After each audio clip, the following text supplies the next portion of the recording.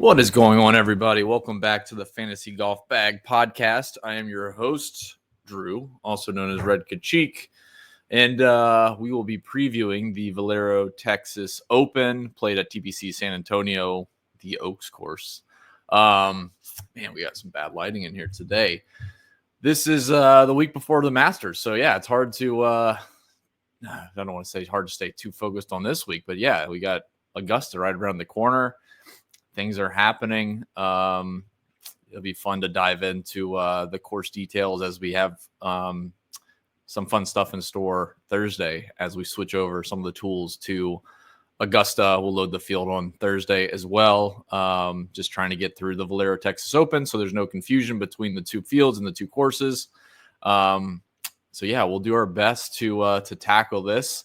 We have a really good group in the Fantasy Golf Bag Discord. So if you have signed up at fantasygolfbag.com, there should be a link in your account drop down or on your account profile settings page.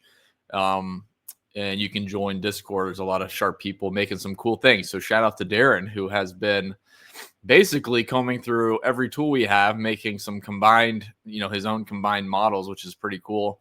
And that's exactly what I want you guys to use it for, is to obviously use the tools, and hopefully they're very easily accessible and easy to use and manipulate the data and find stuff you're looking for and honestly just help you. It's one thing to look at data, but if you don't know if it's helpful or important, then it's kind of a waste of time, to be honest. So you might as well just throw some projections in an optimizer and click go and see what happens on Sunday. So happy with everybody kind of using their own thoughts and ideas and passing them along. If we can build tools similar to the time machine, which we'll talk about on this show, because how important Valero Texas Open, the lead-in form is, the uniqueness of this golf course, which we'll talk about. So again, Masters is next week. I would encourage you guys to check out fantasygolfbag.com. Tons of cool tools, IQ tools for driving and approach, very, very detailed, very, very detailed stats at a shot level that you can manipulate and see exactly who models out the best for each course every week. And then the driving IQ, which is honestly underrated.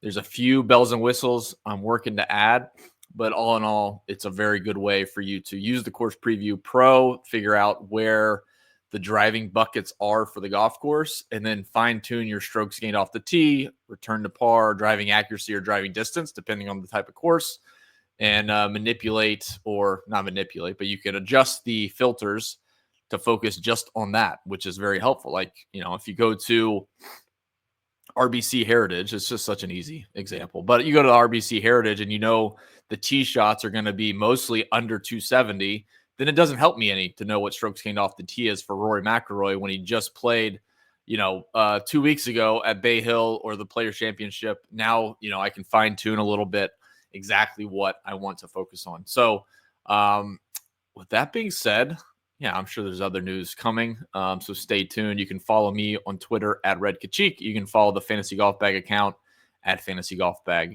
So let's jump into it.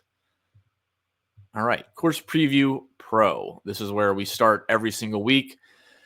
Very, very interesting golf course. I will say it has been an interesting few weeks where the Florida swing courses all were almost identical. Just like, obviously not identical in the sense of the holes that they have, but the types of play that was required, like the type of player that was required to do well, fit the exact same build almost every single week. Like, it was less than driver for them, like not bombs away at any of the Florida courses. There was a lot of the 270 to 290 buckets.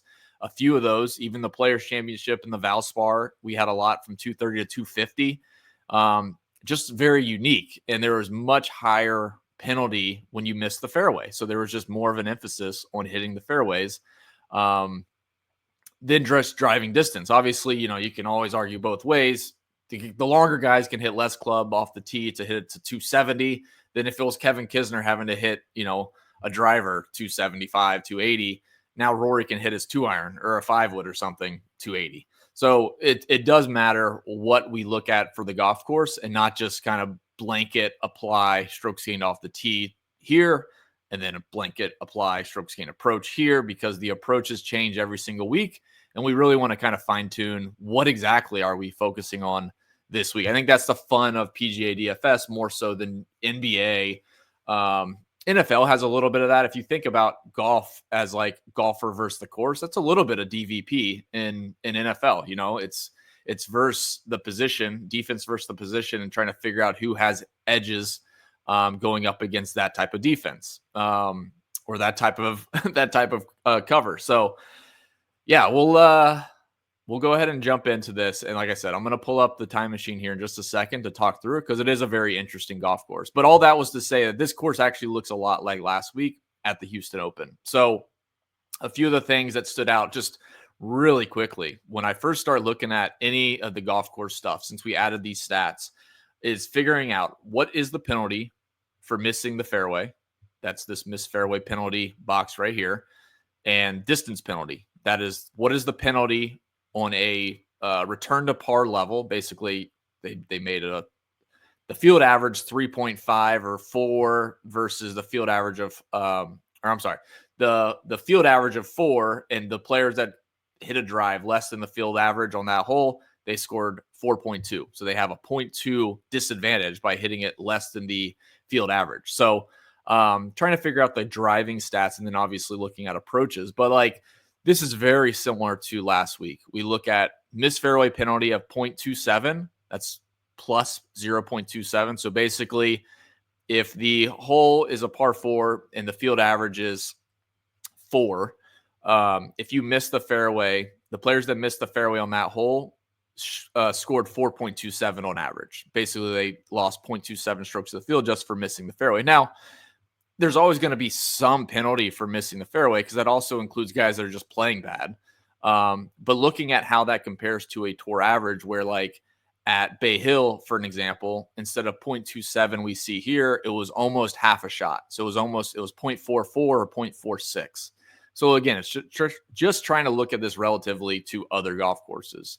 The other things to look at, like driving accuracy, sure, there's less fairways hit here. But like I said, I want to look at what is the missed fairway penalty, starts to paint a picture in my mind of, okay, well, the driving accuracy is down, not because it's so hard to hit fairways, but actually because there's not as big of a penalty for these guys when they do miss the fairway. They're just trying to get it out there on the proper distance. Like I said, a lot of these drives are 290 to 310. You can see the driving distance average there of 295. But there's not a big emphasis on driving accuracy, even though the driving accuracy number is harder than the tour average. I think that's an important concept to recognize every single week when playing PGA DFS or betting is, just because the driving accuracy number is down doesn't mean it's actually harder to hit fairways. Sometimes it means it's not a priority to actually hit fairways. So yeah, let's just back up really quickly. We're playing TPC San Antonio. This is a par 72, 7,400 yards.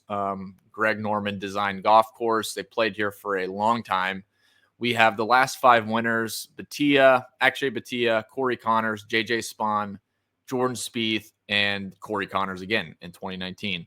This wasn't played in 2020 due to the COVID shutdown.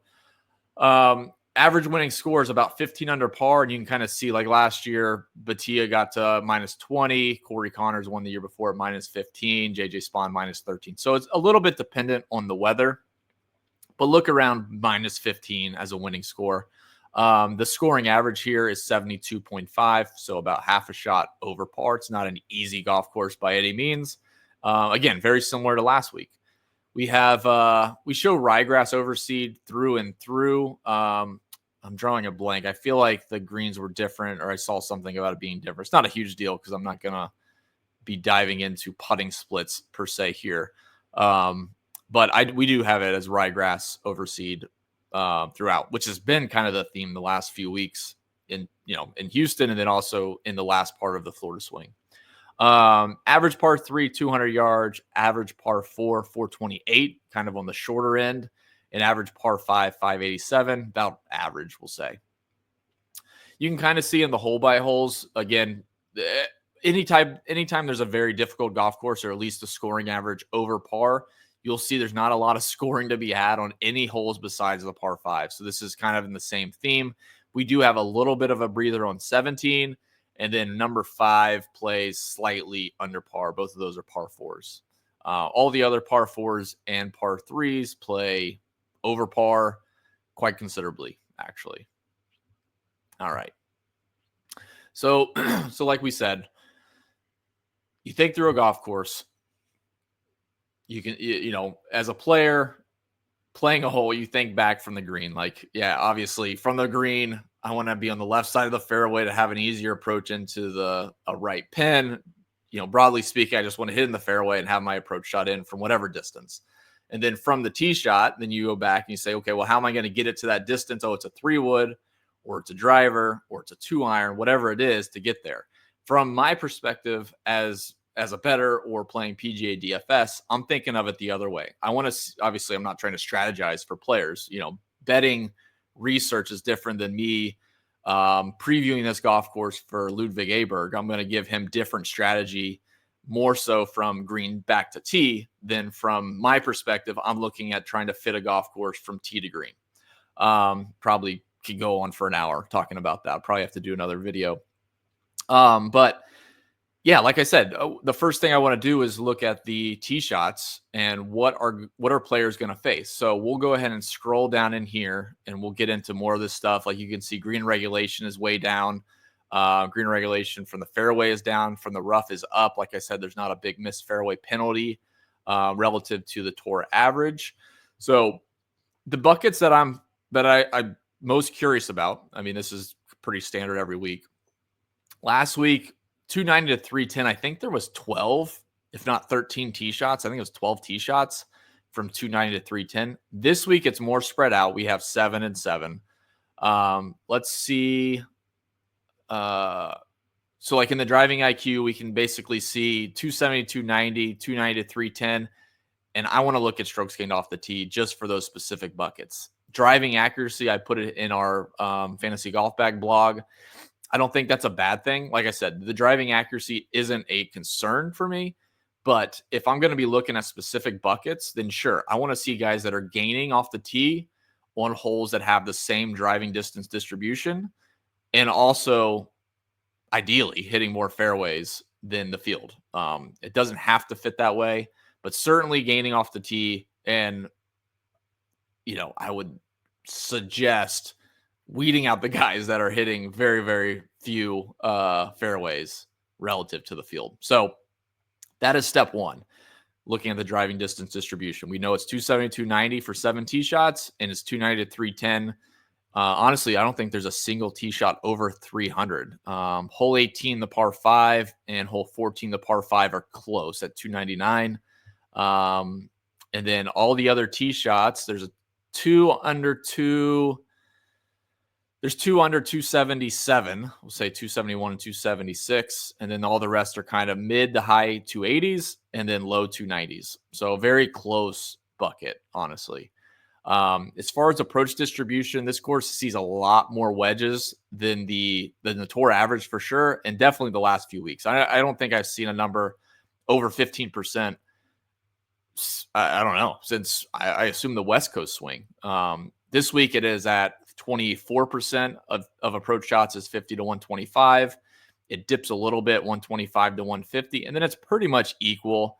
150 to 175, around 20%, 175 to 200, 20%, and 200 plus 20%. So it's pretty equal. I will say the 50 to 125 is much higher. So I would encourage you, when you use Approach IQ, you can do the equal weights, which is very easy to do. Obviously, you just kind of figure out, okay, it's 24% for 50 to 125. It's 13% for 125 to 150. You plug that all in, and then you get a weighted approach metric.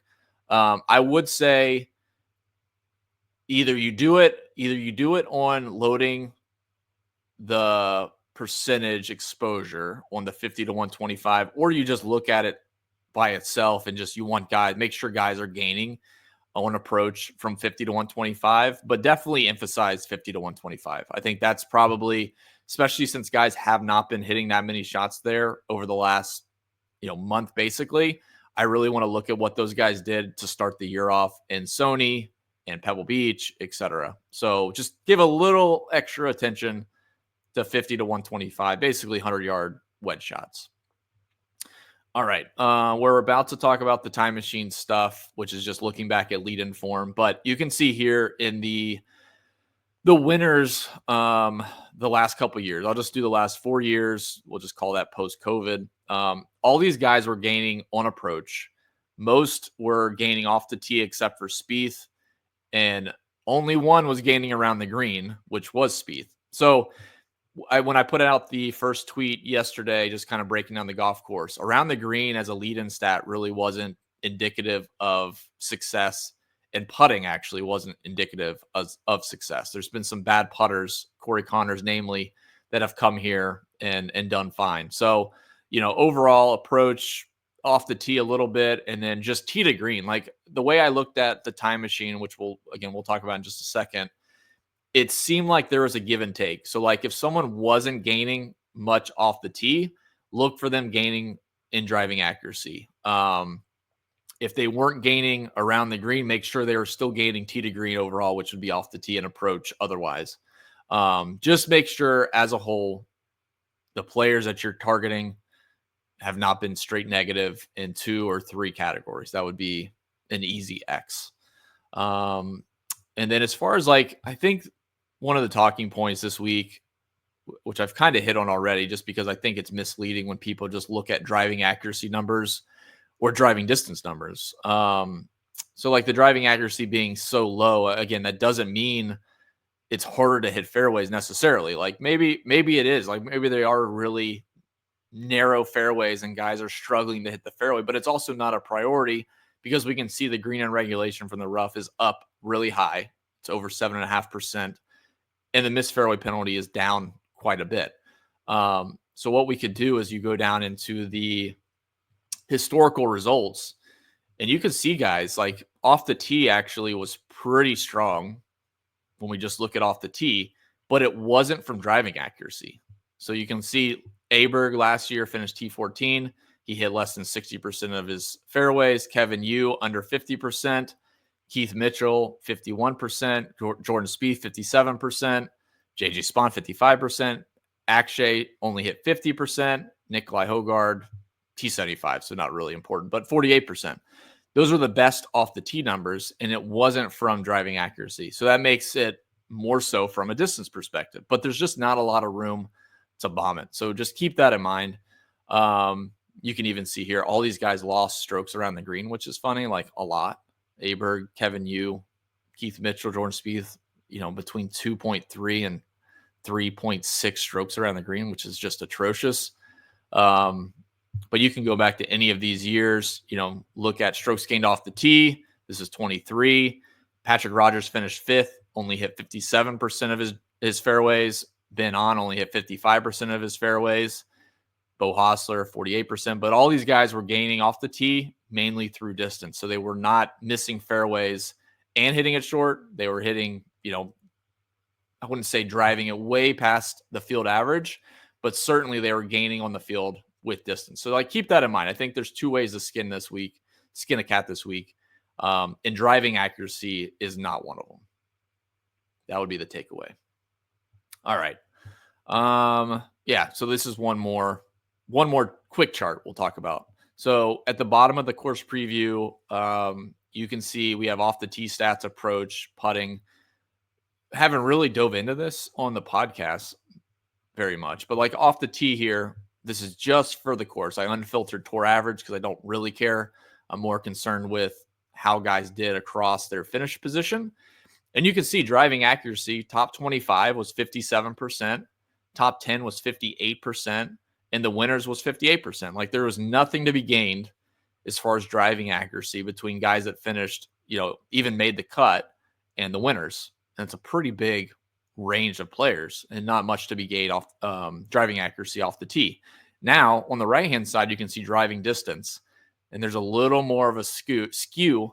It's not a huge difference, but you can definitely see where the made cut guys were at 295, top 10, 298, and winners at 300. So about, 3 and then 8 yards difference between the guys that made the cut and the top finishers in that event. So again, just kind of skewing a little bit towards driving distance more so than driving accuracy. So I think that's an important point this week, is just avoid the overall notion that, oh, the driving accuracy number is very low. That means it's hard to hit fairways. I need accuracy. And I know even in our own Discord, guys have already reasoned that guys like Matt Kuchar have done well here. Who else was that? Matt Kuchar, Zach Johnson, maybe? What year was that Kuchar did well? Let's see. Let me refresh this. Might as well make sure we're accurate. Even Brendan Todd. So like he did it in a different way. Like Brendan Todd's a good example that I don't think that kills the narrative, but certainly where Brendan Todd finished T5 in the same year McIlroy finished third, and they did it completely opposite. You know, Brendan Todd averaged 284, but he hit 67% of fairways. McIlroy drove at 312 on average, only hit 45% of fairways. Like it does matter a little bit on the player. Brendan Todd doesn't have that in the tank, but he can still kind of do okay when he hits more fairways than the field. That's his edge. Honestly, that's the only way he can gain strokes on the field. Yeah, this was Matt Kuchar in 2023. I think most people consider Kuchar as like short and accurate. And honestly, I don't know if it was maybe it was because of his accuracy. It looks like he drove it over the field average, one, but maybe that was because he could hit more drivers because of his accuracy. You know, that's something I would have to go back into his hole by holes and look at. But Matt Kuchar was at 309 in 2023 off the tee, and he only hit 53% of his fairways. So, yeah, I think long story short, the narrative that driving accuracy is super, super important, I don't think that is the case. I think that is misleading. Is driving distance super, super important? Not necessarily. So don't take that as well. But I do think if you're just looking at driving accuracy, you're going down the wrong boat, wrong avenue, wrong route, something like that. All right. So like the time machine really quickly, we'll cap this out.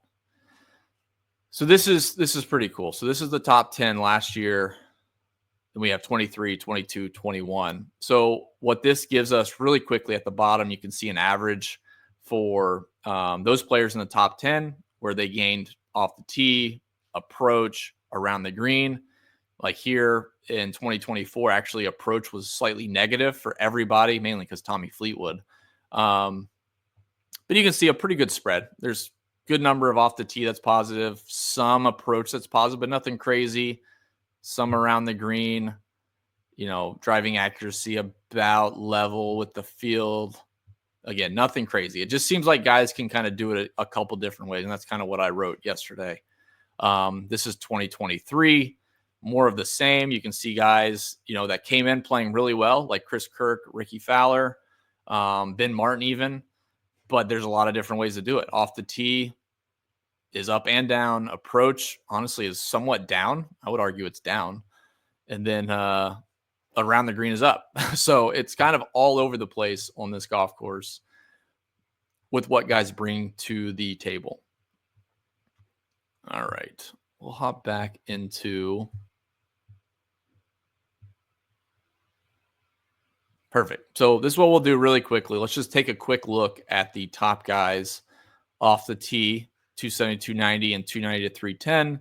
And then we'll look at the approach distance buckets. And we'll try to keep this nice and tidy. All right. So we auto default 270 to 290 and 290 to 310. I've tinkered back and forth with this. So this is the missed fairway penalty. You can actually mark it as low because it is low this week. You just have to watch the sample size. We start to get a little bit low. So you might need to go back to like the last 12 events, and we should see that close to double. Yeah, so we're over 50. Not terrible. We'll take it. Distance penalty, I'm not going to mess with. So what I would look at is simply stroke gained off the tee. Let's see who is the best. Obviously, Potgieter, Toasty, Shank, Jesper Svensson, Gary Woodland, Keith Mitchell.